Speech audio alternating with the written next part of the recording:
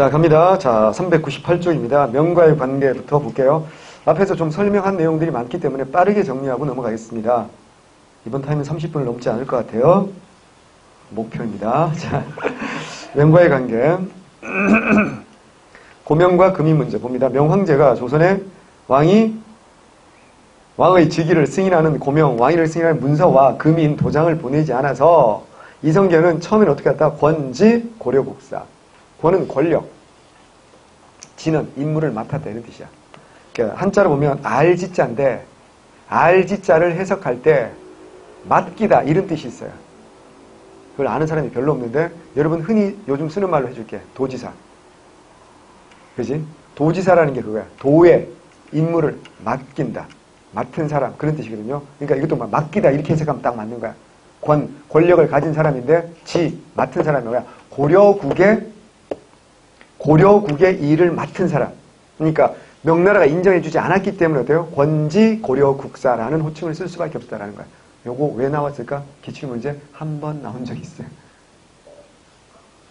자, 그 다음에 중요한 거, 요건 이제 중요합니다. 표전 문제입니다. 지난번에 한번 말씀드렸어요. 명나라를 세웠던 주원장이는 거지 출신에, 그 다음에 중 출신에, 그랬던 거 기억나죠? 그죠? 절에 버려지다시피 했다 그랬잖아. 그리고 한때는 또 뭐야? 홍건적, 도적대 출신이지. 그러다 보니까 이 컴플렉스가 선조보다 한 100만 배쯤 쩌는 애가 이게 이제 명태조 주원장이었기 때문에 이 사람은 자기를 무시하는 걸 절대 인정하지 못했고 거지 출신이 황제가 되기 때문에 그 귀족들이 반란이 일으킬 거라고 생각하는 거지. 그래서 제2위 기간 중에 무려 10만 명을 숙청한 사람이 바로 이 사람이야. 놀라운 캐릭터지. 얘 공부하다 보면 선조가 착해 보인다니까. 다시. 그 다음에 중국 내부만이 아니라 중화라는 지역이 엄청나게 치욕을 겪었잖아. 누구한테? 처음으로 어때요? 외세, 이민족에게 전체를 빼앗겼잖아. 언제? 남송이 망하면서. 몽골, 원나라에게. 그러니까 그걸 다시 중화를 뭐 해야 돼요? 회복해야 되지. 그러니까 주변 나라들이 중화를 무시하는 걸 참을 수가 없는 거야. 그러니까 명태조 개인의 캐릭터와 역사적인 배경까지 겹쳐가지고 주변 나라의 관계에서 더 깐깐하게 할 수밖에 없는데 그 외교 문서 이런 걸 굉장히 돼요. 깐깐하게 보는 건데 표문은 황제에게 바치는 글이고 전문은 황태자에게 바치는 글인데 이 표전문을 우리가 보냈는데 이걸 정도전이 쓴 건 아닌데 어쨌거나 국정의 최고 책임자 감수한 사람이 누구다? 정도전인데 여기 어떻게 한다? 명나라 황제와 황태자를 비난하는 글이 있다. 얘기했잖아. 도둑할 때 도자를 못 쓴다고. 스님할 때 승자를 못 쓴다고 아예. 왜? 이거는 주원장이를 비난하는 게 되기 때문에. 그래서 이런 것들이 명태조가 명예 고명과 인신을 청하러 사신 파견했는데 명나라에서는 표전문의 글귀가 예의에 어긋난다고 트집 잡아서 책임자 정도전에 합송을 요구합니다. 그러자 조선은 이게 1396년 6월에 요구한 건데 조선의 최고 책임자가 누구라 했어? 얘기했잖아. 조선을 세울 때까지만 이성계가 존재하는 거고 그 다음부터는 누가 다 하는 거라고. 이성계는 글자 모른다 그랬잖아. 글을 잘 모른다 그랬잖아. 그러니까 어떻게 한다고요? 다 누가 하죠? 정도전이. 그럼 이 문서를 누가 받는 거야? 정도전이 받는 거지. 어떻게 할까? 쓰레기통, 휴지통 계속 불질러 뭐 이렇게 되는 거지. 그리고 나이가 많다는 거, 뭐 병이 있다, 각기병이 있다 뭐 이래가지고 어때요? 이걸 안 가는 거지. 이런 상태에서 정도전은 뭐 한다? 이번 기회에 뭐 하자? 요동을 정벌하자. 기억나죠? 정도전 시험 나는 거 3가지가 있잖아. 첫 번째 뭐랬어? 저서. 그 다음 뭐라고? 왕중심이 아니라 뭐야? 재상중심 정치. 세 번째 뭐라고요? 요동정벌. 외워야 돼. 정도전 요 3가지 중에 한 가지가 나옵니다. 요동정벌을 추진하는데 정도전이 중심돼서 추진하죠. 진도를 작성하고 성을 수료하는데 요동정벌 준비와 여진과의 관계를 둬서 불편한 관계. 무슨 소리냐면 여진을 중간에 여진이 있잖아. 어떻게 우리 편을 꼬드겨야 되지 않겠습니까? 이게 이제 명나라 입장에서 불안한 거지. 그래서 갈등을 빚어요. 근데 그 갈등 관계가 요때부터 아직 한 2년 정도가 이어지는 거야. 근데 그 갈등이 가볍게 끝납니다. 왜 간단하게 끝날까요? 정도전이 죽어요. 이게 1396년 6월이라고 그랬잖아. 1398년에 뭐가 터져? 무인정사. 제1차 왕자의 난으로 이방원이가 누굴 죽이는 거야. 정도전을 죽이잖아. 그러니까 갈등 해결될 수밖에 없겠지. 하나 더. 석 달 차이로 명태조 주원장도 죽어. 그러니까 어때? 표전문 갈등의 당사자 2사람이었대. 다 죽어버렸지. 하나 더. 조선에서 그 정도전의 갈등의 당사자인데 이걸 죽인 사람이 누구야? 태종 이방원이지. 얘가 결국 뭐가 돼? 왕이 되지. 명나라 입장에서 돼. 자기한테 계기든 정도전을 죽인 사람이 왕이 됐잖아. 사이가 어떻게 될까? 좋아지겠지.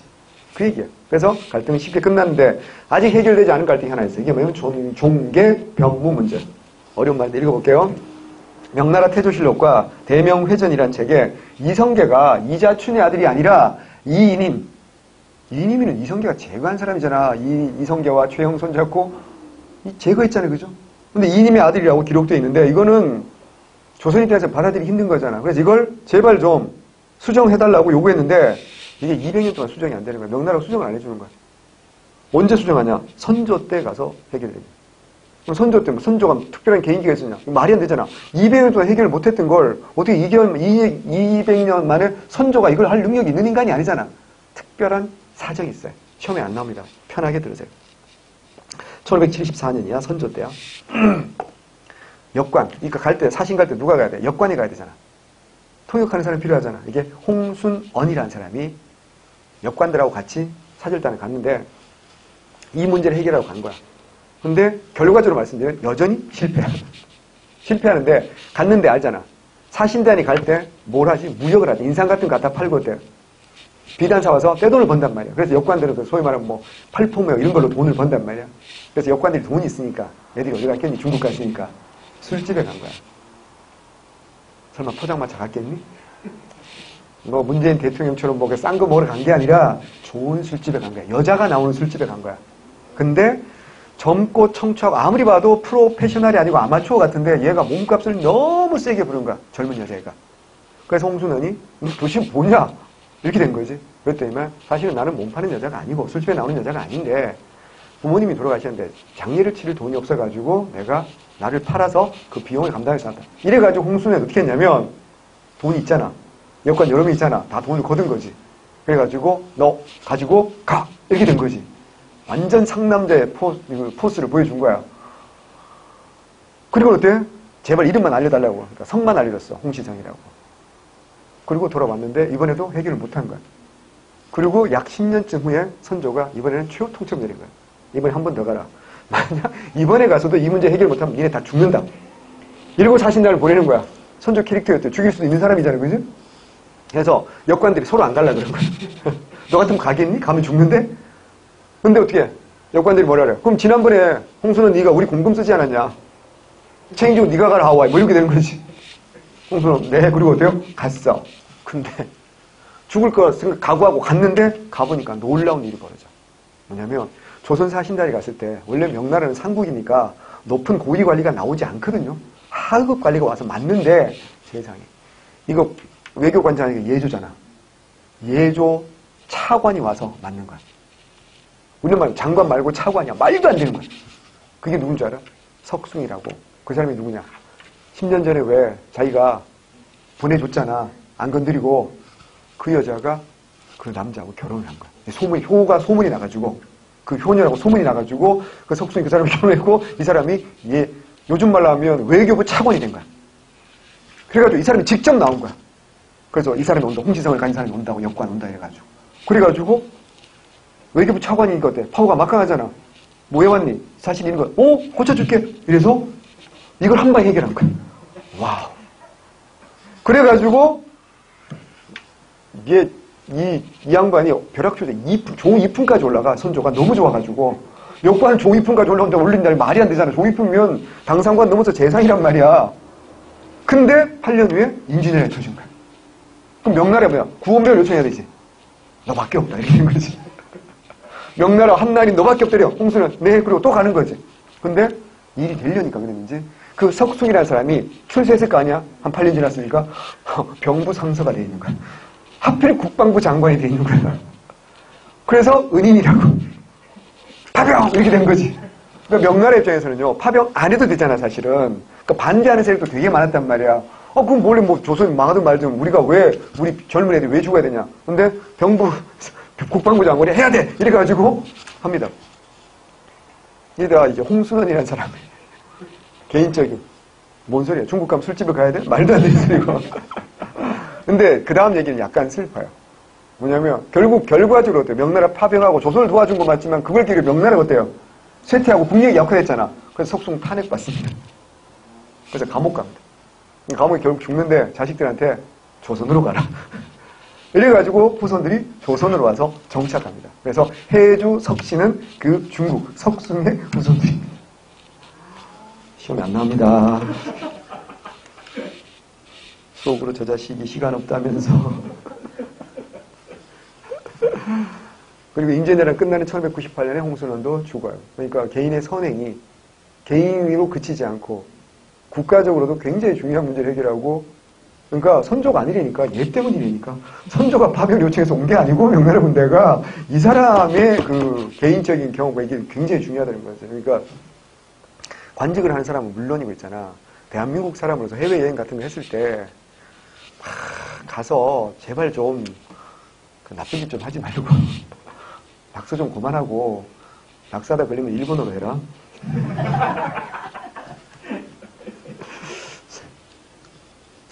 덴노헤이카 반자에 뭐 이거 써놓고 와. 됐죠? 자, 그 다음에 태종입니다. 태종은 1398년 명태조 사망과 정도전의 죽음 같은 해 있다 그랬잖아. 명과의 관계가 호전되어 표전 문제와 요동정벌 계획이 모두 일단락되면서 문제는 해결됩니다.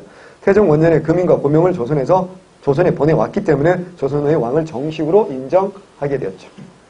자, 그 다음부터 뭐야? 칙명사대입니다. 조공외교죠. 태종이 관계 호전되면서 조공외교가 활발하게 전개되었고, 조선은 정치적 목적에 대해 명의 문화와 물품상 문화, 경제적 목적에서 정기, 부정기, 조공사절을 파견하였으나 명의 정치적 간섭은 배제했다. 이게 중요하죠. 이걸 뭐라고 한다? 우리가 7글자로 자주적 실리외교라고 하는 겁니다. 성격, 명에 대한 4대 외교는 왕권의 안정과 국제적 지위 확보를 위한 자주적 실리외교. 이게 핵심이에요. 선진문물을 수입하기 위한 흡수해서 문화외교인 동시에 일종의 공무역이었다는 얘기죠.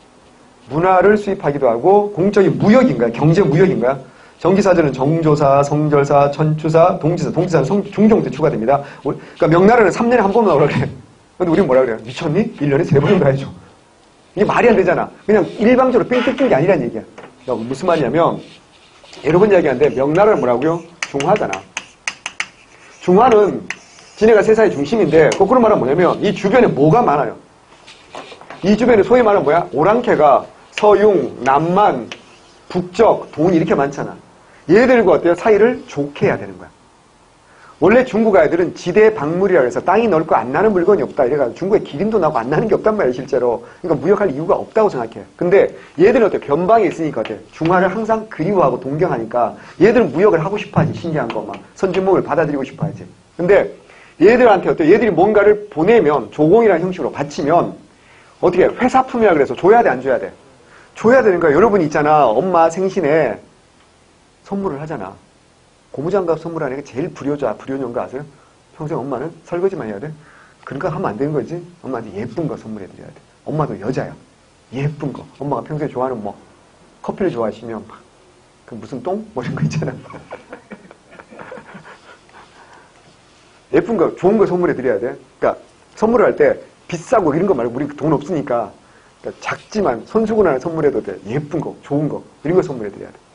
뭔 소리야. 어쨌거나 그게 선물하면 우리 생일 때 뭘로 돌아오니? 등짝 스매싱으로 돌아오니? 아니잖아. 몇 배로 돌려주시잖아. 가죽 장갑으로 돌아오고 막 이런 거지. 어쨌거나 이거 해야 된다고. 그래서 몇 배 이상으로 돌려준다고. 그래서 우리 조선은 어때? 재밌지? 1억 보내는데 한 5억이 와. 그럼 어때요? 자꾸 보내고 싶은 거지. 근데 명나라 입장에서 자꾸 국고가 어때요? 부족하지. 그러니까 야 자주 오지 마. 우리 뭐 이제 친해졌으니까 3년에 한 번만 와. 우리 뭐라 그래? 뭔 소리입니까? 1년에 3번은 가야죠. 1년에 3번 가야죠. 그리고 그때 실제로 1년에 4번 간다고 나중에 중종부터는. 그리고 그거 끝이 아니야. 어떡한다고. 뭔 일만 생기면 어때? 특별사절 계속 보내는 거야. 진화사 뭐 이런 막 계속 보내는 거지. 그러니까 명나라가 짜증나. 이것만 봐도 어때요? 수직관계가 아니라 뭐라고요? 이건 뭐야?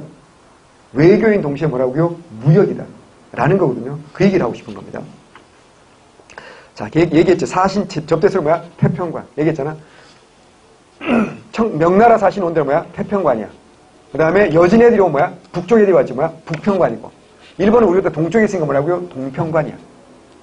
일본 우리보다 동쪽에 있잖아요. 그래서 뭐 원나라, 기억 안 나? 충렬왕 때 1280년에 동쪽에 있는 일본을 정벌하기 위해서 뭐야? 정동행성 만들잖아.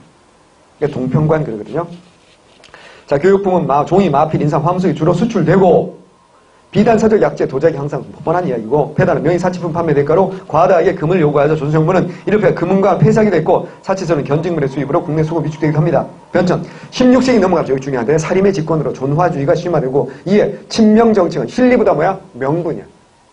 그러면서 어떻게 한다고요? 정말 명나라를 뭐야? 진짜로 부모로 섬기는 이런 폐단이 나타난다라고 했던 기억나죠? 자, 요동정벌 정도전이 이거 읽어보셔야 됩니다. 중요합니다. 근데 여기서 이제 정도전과 조준이 벌어집니다. 보세요. 정도전 요동정벌 주장하지. 그래서 조준은 어때? 불감을 알리지. 무슨 말인지 아시겠죠? 그래서 정도전은 죽고 조준은 안 죽잖아, 결국. 그 차이가 있는 겁니다. 일단 표정 문제는 정리했으니까 됐고요. 하나만 더. 자, 명나라 옆에 써놔.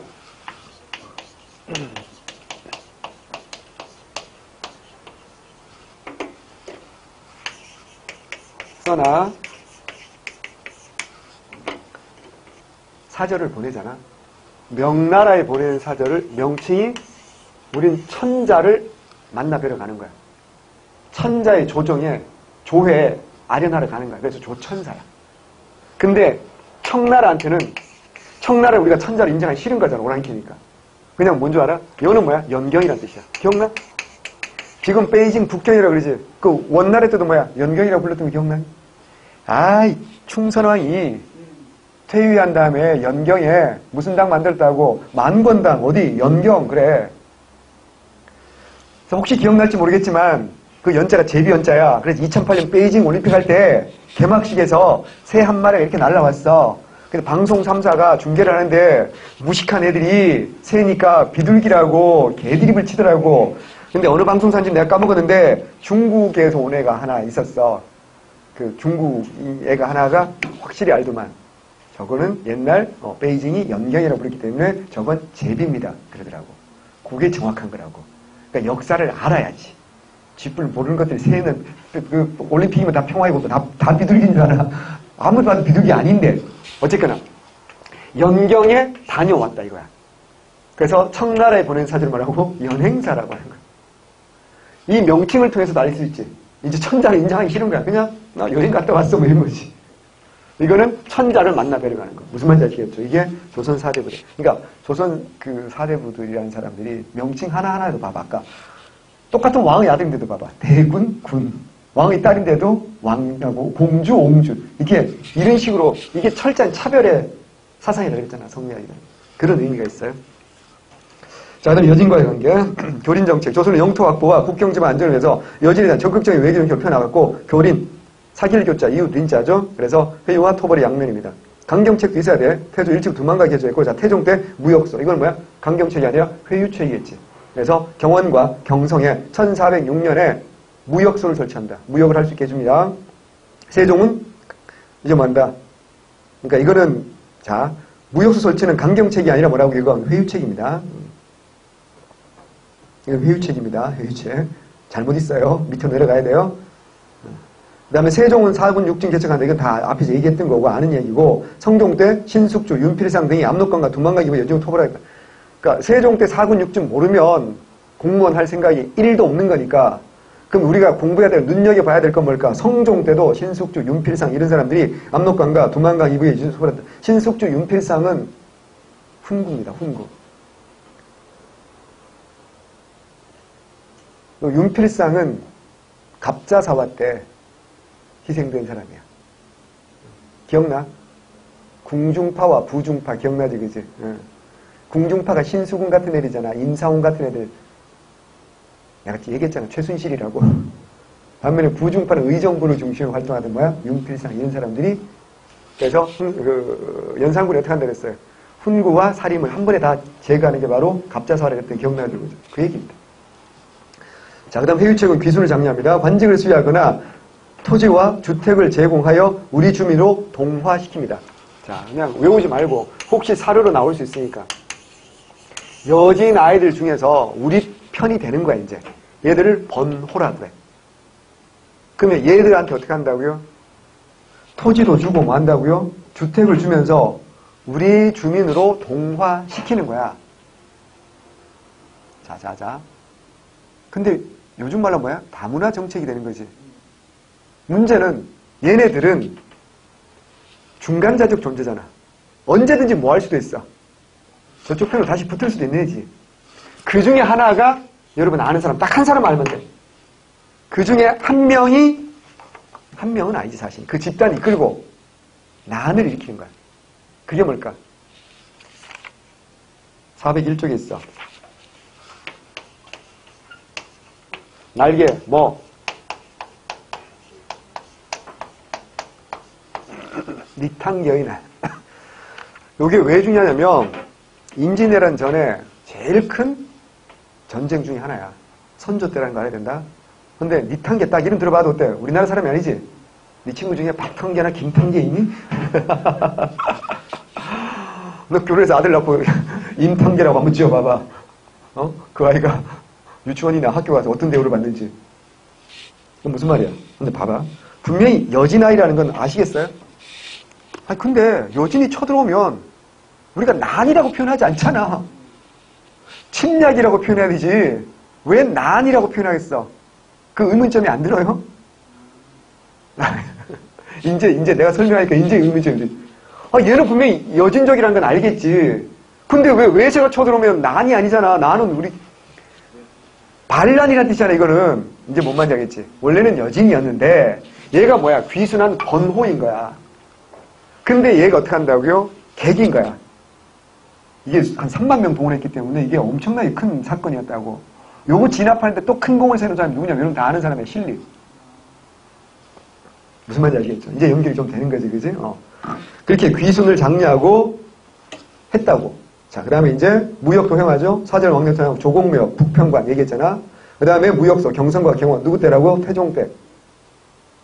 무역도 행합니다. 그래서 말, 모피, 토산물을 걔들이 우리한테 주는 거야. 걔들이 가진 게 말과 모피밖에 더 있어. 식량, 농기구, 종이 이런 걸 교환해 갑니다. 그리고 이제 3인 정책과 토관제도.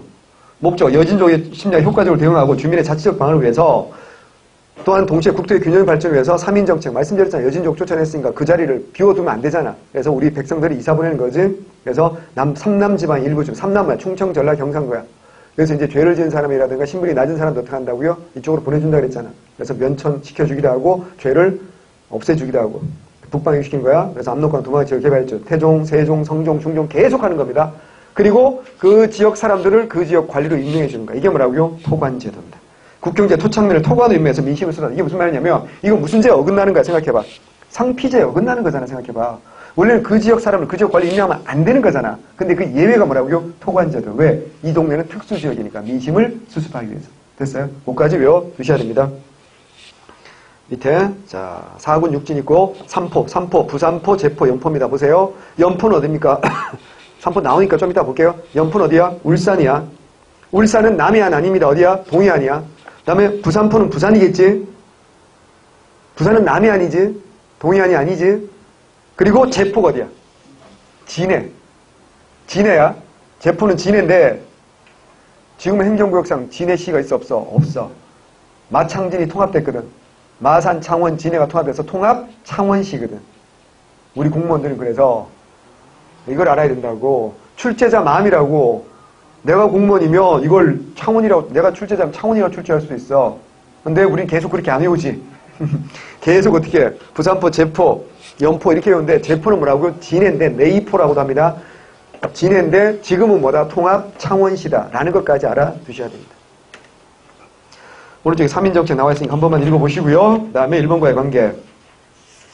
강경체, 외구의 침략, 고려 말부터 조선까지 계속 외구의 침략을 해안 지방에 굉장히 힘들었죠. 농사를 지을 수 없을 정도인데 외구 격퇴합니다. 그래서 자 스시마 정벌 나오는데요. 자 태조 때 합니다. 김사용도 한 번 했어요. 그러니까 자 1389년 창왕 때 기억나요? 박위도 한 번 했지 스시마 정벌. 그리고 태조 때 김사용도 한 번 했다고. 하지만 제일 시험 잘하는 건 누구라고? 세종 때 누구야? 이종무지. 이걸 뭐라고 해? 기해 동정. 이미 얘기했고요. 일본과 통교 체제를 확립하는 계기가 됐고 한편 일본 내의 정적 혼란이 수습되면서 외국의 침략 현재 일본도 이제 남북조 시대라고 해가지고 혼란스러워서 이게 해결되면서 좀 줄어듭니다. 회유책, 무역을 허용하죠. 그래서 무역을 허용해오자 일반 개항, 이게 뭐야? 삼포 개항이에요. 일단 1419년 뭐부터 하는 거야? 스벌부터 하는 거야. 스벌, 스시마 정벌을 먼저 하고 그 다음에 1426년 만다 삼포 개항하는 거야. 근데 이제 개항을 했는데 개항을 하고 그 다음에 이제 개해 약조입니다. 개해 약조. 개의 약조는 뭐냐면 1443년에 삼포개항에 의해서 개의 약조를 체결하여 제한된 범위 내에서 교역을 허락하되 지나치게 늘어난 무역을 규모를 제한하는 조치. 그래서 세견선은 50척, 세사미두는 200석으로 무역량을 제한했다라는 겁니다. 이게 뭐가 제일 중요할 거? 순서입니다. 그래서 왼쪽에 삼포개항 나와 있고요. 스시마 정벌 나와 있고요. 읽어봐야 돼. 그 다음에 동남아시아에서 류큐는 어디냐? 오늘날 오키나와입니다. 시암, 자와 이런 나라도 교역했어요. 이때 류큐는 독립국이었어요. 일본이 속한 게 아니야. 일본이 메이지 주신 이후에 류큐를 가서 빼앗아서 지네 땅으로 만든 거예요. 지금도 류큐 사람들은 지들이 일본 사람이라고는 생각하지 않아요. 오키나와 미군 기지 있는데 아시죠? 여행지로 굉장히 많이 가잖아. 특히 겨울에 많이 가지. 왜? 따뜻하거든. 프로야구 좋아하는 사람들은 프로야구 전지훈련 어디로 많이 가면 오키나와 엄청 LG 이런 다 오키나와 갑니다. 예. 형태, 이들나라는 조고홍은 진상의 형식으로 기호품을 중심으로 한 각종 토산품을 가져서 문가고요. 그래서 가져갔고요. 육교와 교육이 특히 많았어요. 특히 류교, 오키나와 교육이 활발해서 불경, 유교 경전, 범정, 부채 전해주어서 육교의 문화 기능. 당연하죠. 왜? 제일 가깝잖아, 육교가. 생각해봐. 시암이라든가 자와 이런 것들 되게 멀잖아, 지금. 그러니까 육교가 가까운 게 받았다. 하나 더, 왼쪽에 해동제국교 시험 잘 나옵니다. 1471년에 누구야? 신숙주가. 일본의 지세와 국정, 교빙 내왕, 연역, 4대 관계 웹전 이걸 기록한 책이야.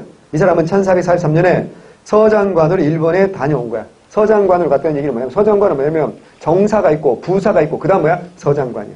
이때 뭘 파견했다는 얘기야? 통신사를 파견했다는 얘기야. 이래가지고 그 사신단의 일원으로 갔다 온 거야. 됐어요? 그리고 갔다 온 건 언제 갔다 왔는데 세종 때 갔다 왔는데 기행문을 언제 썼다고? 성종 때 썼다고요. 이게 뭐야? 해동 제국이야. 해동은 바다 동쪽이지. 제국은 뭐야? 여러 나라라는 뜻이야. 그래서 일본 본토도 있고 큐슈, 쓰시마, 대마도, 이키도, 그 다음에 유구국이 뭐라고? 오키나와. 이런 걸 쭉 썼다고요. 외워두셔야 됩니다. 중요합니다. 1443년 이거 보낸 게 통신사 마지막이었어요. 그리고 임진왜란 직전에 또 한 번 보내는 거거든. 한 150년 만에. 자, 그 다음에 왜냐면 그 다음에 요거 보내고 난 다음에 1467년부터 일본이 전국시대에 혼란이야. 어디 보내니? 누구한테 보내니? 되게 혼란스럽잖아요. 그지? 맨날 전쟁하고 있어. 그래서 못 보낸 거거든. 그러니까 일본과의 관계가 끊어지면서 정보가 어두워진 거야. 일본이 얼마나 군사적 강국이 된지를 몰랐던 거지. 그게 이제 임진왜란 초기에 우리가 당하는 아주 중요한 이유 중에 하나가 됩니다. 자, 외란 봅니다. 외란전의 정세, 조선의 상황, 국방력 역학, 오이제 붕괴와 반군 수포제, 외국의 침략. 15세기 안정되었던 일본의 관계 16세에 이르러서 대립이 격화되었고 일본의 무역이 더욱 늘어난 데 대해 조선 정부는 통제가 강화되자 중종 때 삼포회란이야. 외워야 돼? 삼포회란. 이 삼포회란의 계기로 뭐가 만들어져? 비변사가 만들어지기 때문에 중요하고 명종 때 을묘해변 같은 손에 자주 난다. 자, 비변사 삼포회란의 계기로 병조의 한 부서로 만들어졌다가 군무협의 임시기구야. 그러다가 독립기구가 됐다가 을묘해변을 계기로 뭐 한다? 상설기구다.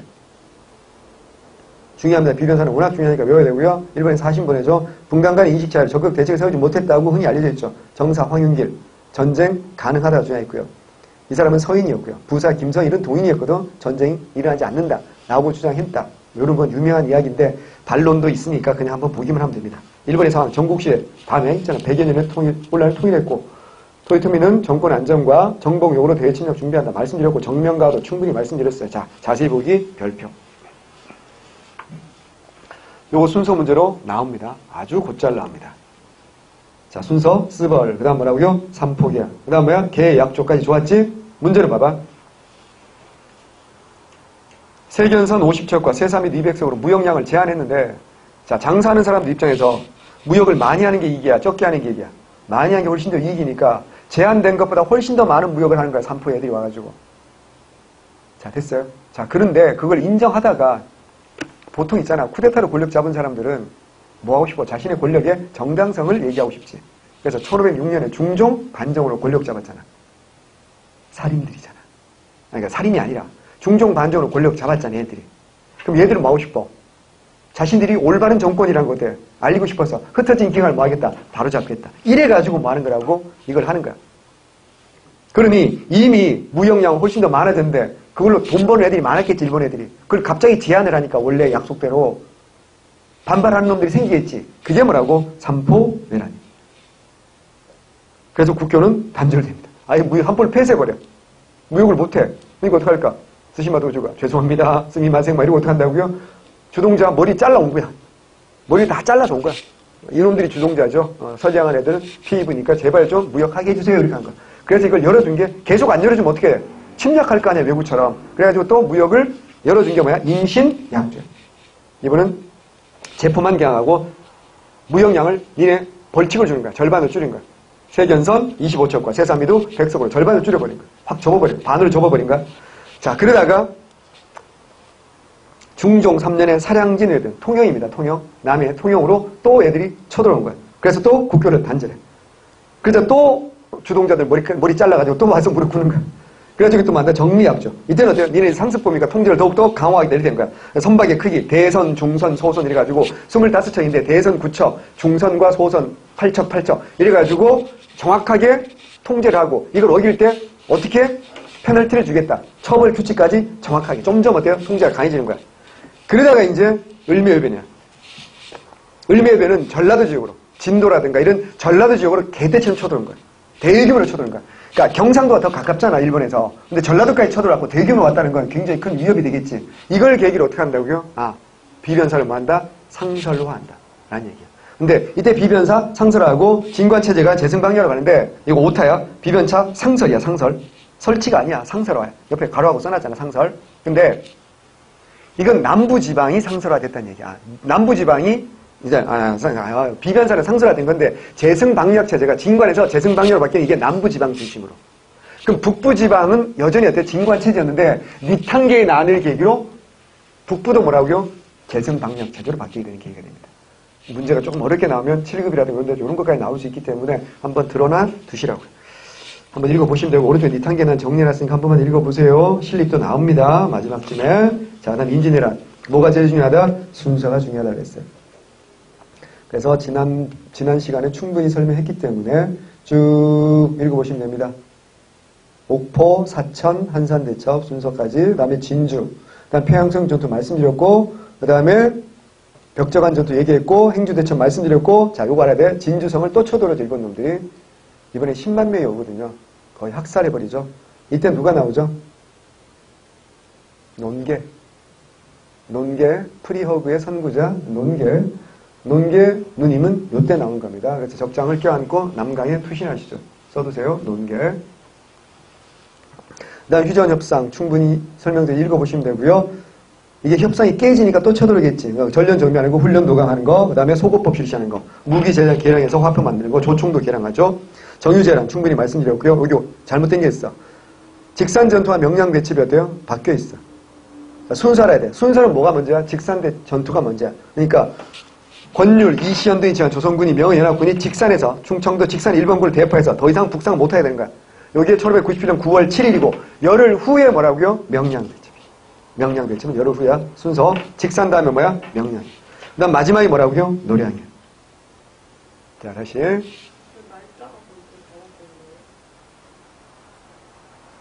아니, 날짜는 맞아요. 순서가 잘못됐다고. 자, 밑에 봐봐. 내용이 잘못됐지, 정확히 말하면. 권율 이시연이 지휘하는 조선 명예연합군 직산 1번 9월 7일 있지. 요게 뭐라고? 명량대첩이 아니라 뭐야? 직산 전투기가 올라가야 되고. 수군 통제사에 복귀한 이순신 12척을 이끌고 300개치 일본 격퇴한 이게 뭐야? 명량대첩이잖아. 이게 밑으로 내려가야 된다. 그 다음 마지막이 노량해진 거. 자, 봐봐. 제일 먼저 뭐라고? 이순신 옥포. 그 다음 뭐야? 거북선 나온 게 뭐야? 사천. 그 다음 뭐라고? 한산대첩. 됐어요? 요 세 개 외워야 되지. 외워야 됩니다. 그 다음에 마지막으로 정유재란 때는 7천량 해전에서 원균이 완전 말아먹잖아. 그거 빼고 뭐라고요? 직산전투, 육지에 승리한 거야. 그게 먼저고 그 다음 뭐라고요? 명량대첩. 그 다음 이순신 돌아가신 게 뭐라고요? 노량해전. 시험제는 뭐로 나온다? 순서입니다. 그 다음 의병 읽어볼게요. 의병 신분은 양반의 1000밀까지 전계층이다. 일반 사병의 경우는 자발적으로 모인 농민군이고 의병장은 대개 뭐라고요? 전직관리라든가 살인 양반 그리고 누구 있다? 승려도 있습니다. 전설의 향토지리 말고 2.1일 건 못 뻔한 얘기 읽어보면 되고요. 주요 의병장 봅시다. 곽지호 말씀드렸고요. 김천일, 그 다음에 조헌, 그 다음에 고경명, 정문부는 중요하다고 그랬죠. 뭐 북관, 대첩비. 밑에 정리해놨으니까 한번 읽어보시면 되고요. 중요합니다. 그 다음에 유정이라든가 휴정 같은 사람 뭐라고요? 스님인, 승병이었다는 거 외워두셔야 됩니다. 특히 유정은 일본의 사신으로 파견되었다. 이것도 알아주셔야 됩니다. 포로 데리고 옵니다. 관군 편입돼 전란이 장기화되면서 산발적으로 일어난 의병부대는 관군에 편입되어 조직화되기도 합니다. 김덕령 같은 사람도 있었어요. 근데 비참하게 죽죠. 그래서 의병 중에서 끝이 좋은 사람이 거의 없다고요. 선조 때문이죠. 북한대첩 읽어보시고요. 자, 다음 페이지. 자, 외란의 영향입니다. 승려는 잠재적 훈련, 초기에는 관군 차원에서 국방능력 일본에 뒤졌죠. 그러나 전 국민적 차원의 국방력을 우세했고, 하나 더, 이거 외워야 돼. 문화적 열등감이야, 우월감이야, 우월감. 이거 되게 중요하다. 무슨 말이냐면, 우리는 소중화 그래서 문화적 열등감 같은데, 소중화란 말은 무슨 말이냐면, 문화적 열등감 딱 한 나라밖에 없어요. 전 우주에. 누구밖에 없어, 중화.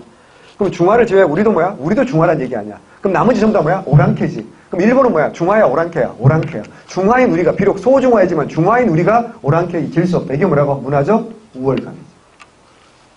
그래서 일본 아이들이 상상도 못한 거였어. 왜? 일본에서는 누구만 싸우는 거야? 지배층 사무라이들끼리만 싸우는 거야. 그래서 그 성이 함락되면 사무라이는 어떻게 한다? 영주는 어떻게 한다고요? 죽거나 항복하거나 하는 거야. 그러면 그 밑에 있는 농민들은 어떻게 한다? 새로운 영주한테, 다이묘한테 어떻게 한다? 충성하는 거야, 그냥. 근데 조선은 어떻게 한다고요? 관군을 다 박살냈는데 일단 왕이라는 놈은 도망을 가버려. 아니 싸우다 죽거나 할복하는 게 일본인데 왕은 도망가버려. 뭐 이런 놈이 다 있지? 첫 번째. 두 번째. 아니 그냥 지배층끼리 싸움이니까 백성들은 뭐 해야 돼? 그냥 공손하게 갖다 바쳐야 되는데 얘들이 호미 들고 납 들고 뭐 한다고요? 의병인데 이게 무슨 일이야? 이게 일본 애들이 정말 문화 충격이었던 거지.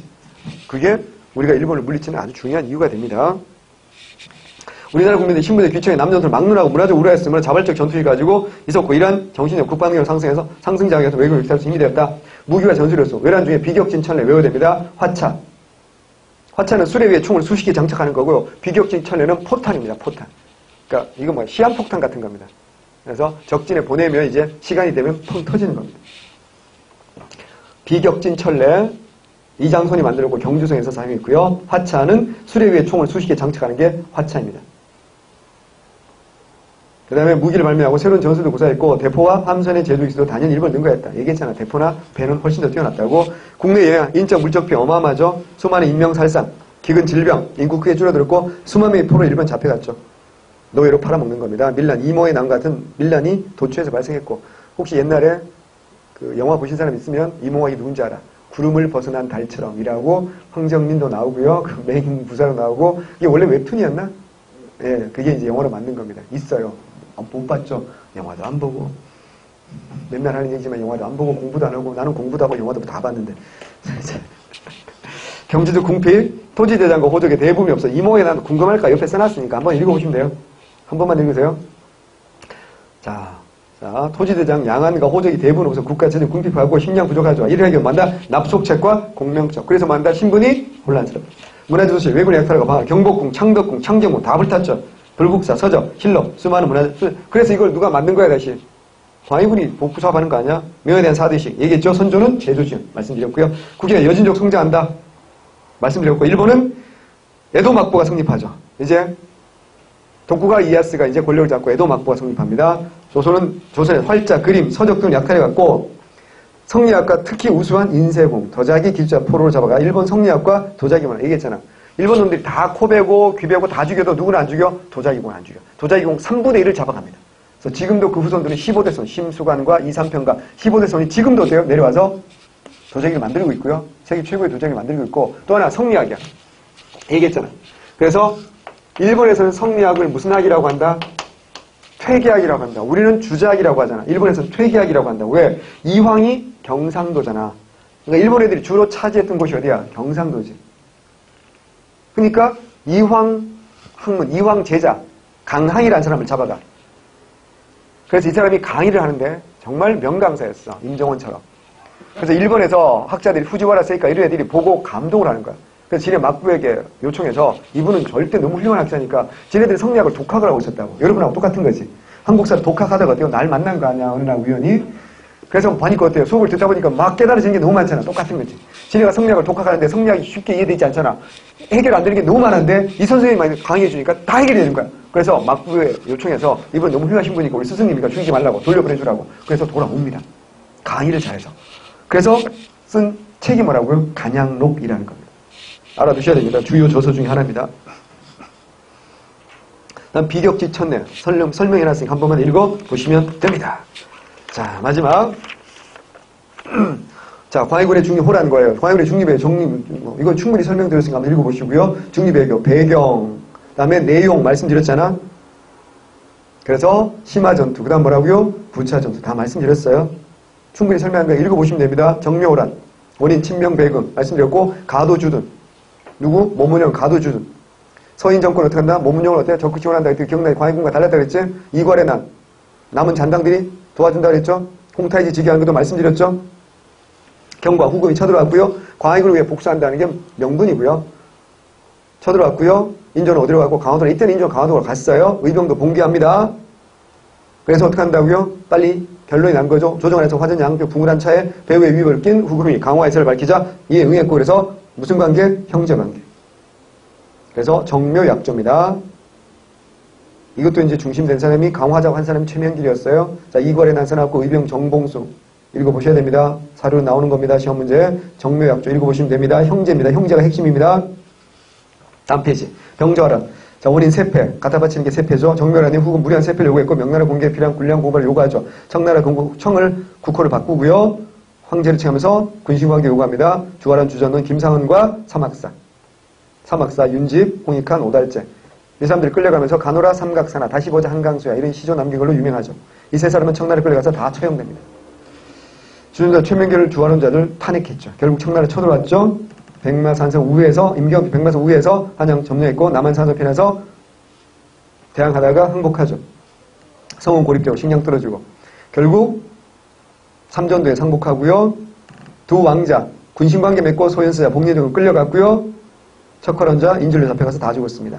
결과 서북지만 황폐가 되죠. 청군 지음은 왜군에는 짧았고 지역도 서북지 한정되었기 때문에 피해가 적었잖아. 그러나 청군이 거치한 서북지역은 약탈과 사륙에서 황폐해졌고, 청에 대한 적개심과 문화적 우월감을 북벌론이 제기됐고, 인조는 일부 서인 강경파의 척화 주전론이 청의 침략을 불렀다고 해서 일부 남인세로 등용한답니다.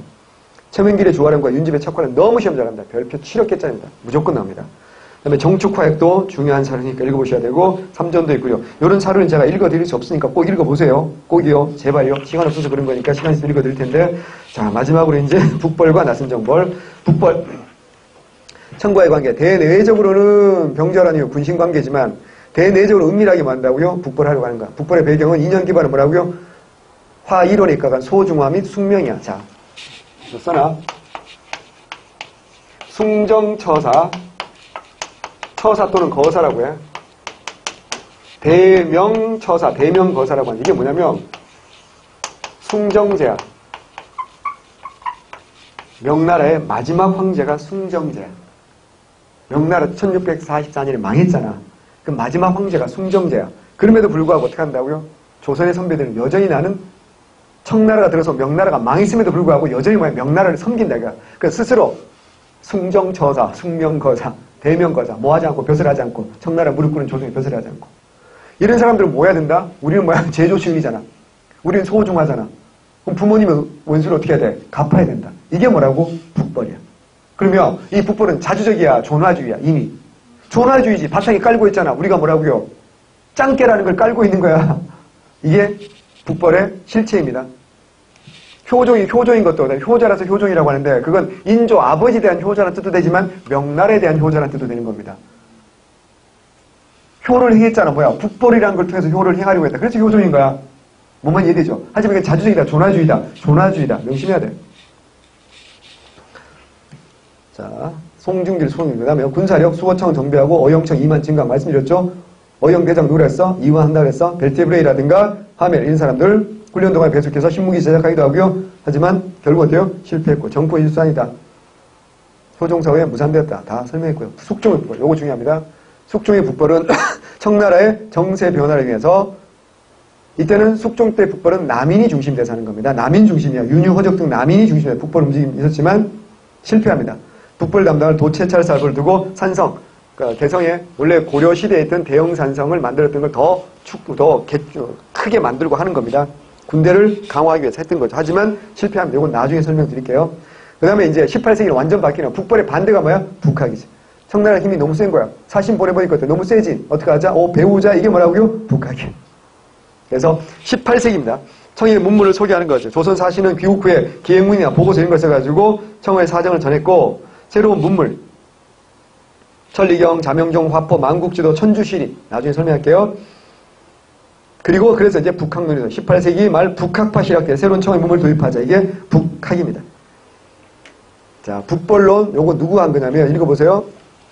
요건 효종과 송시열이 죽기 한 달 전에 독대할 때 한 말입니다. 읽어보세요. 예. 그 다음에 윤휴의 북벌, 3번의 난, 요거 한번 읽어보시고 제가 다음 시간 될 때 설명드릴게요. 그 다음에 북학 다음 편이 나왔고, 마지막으로 나선정벌. 나선은 뭐라 그랬어? 러시아입니다. 북벌하려고 우리가 군대를 모았는데, 키웠는데, 청나라가 뭐합니까? 이때 러시아가 남쪽으로 막 내려오거든. 그 유명한 효도르라고 알지, 그지? 표트르 대제라고 있어. 내려오니까 어떻게 한다고? 이들과 싸우기 위해서 조선 군대를 징발합니다. 그래서 1654년과 58년. 언제라고요? 효종 때. 변급과 신유약. 지난번에 한번 얘기했잖아. 변급과 신유약. 그 뭐야? 변신이지. 트랜스포머잖아. 원래는 뭐 해야 되는데, 북벌하려고 만든 군대인데, 이게 변신해서 누굴 도와서? 청나라를 도와서 누굴 격퇴했다고? 러시아의 남하를 저지했다고. 이게 무슨 정벌? 나선정벌. 이때 우리 조총부대가 굉장히 큰 공을 세웠다라는 겁니다. 밑에 지도 있으니까 한번 보시면 됩니다. 나선정벌도 정리했으니까 한 번만 정리하시면 되고요. 그래서 여기까지 하면 이제 주요 정치사는 끝났어요. 그래서 이제 다음 시간에 경제, 사회, 문화 공부하도록 하겠습니다. 정치사를 잘 하셔야 나머지가 의미가 있어요. 문제 절반 이상이 정치사가 나온다고. 근데 정치사를 못하면 한국사 공부할 의미가 전혀 없어지는 거야. 복습해야 돼. 오늘 잘 봅시다. 오늘 광해군, 인종, 효종, 현종, 광해군, 그 다음에 인종. 이때는 대외관계를 중심으로 정리해야 되겠죠. 효종 때도 마찬가지야. 북벌 중심으로 정리하겠지. 요거 뭐라고? 무슨 논쟁 중심으로? 예속 논쟁 중심으로. 요 4개를 숙제 정리해서 선생님한테 사진 찍어서 보냅니다. 넌 잘 모르겠지만 여기 언니들한테 물어봐서 선생님 전화번호 다 아니까 물어봐서 숙제해야 됩니다. 어떻게 형식 하는가 언니한테 물어보세요. 네. 다음 시간에 뵙도록 하겠습니다. 복습하셔야 됩니다. 수고했습니다.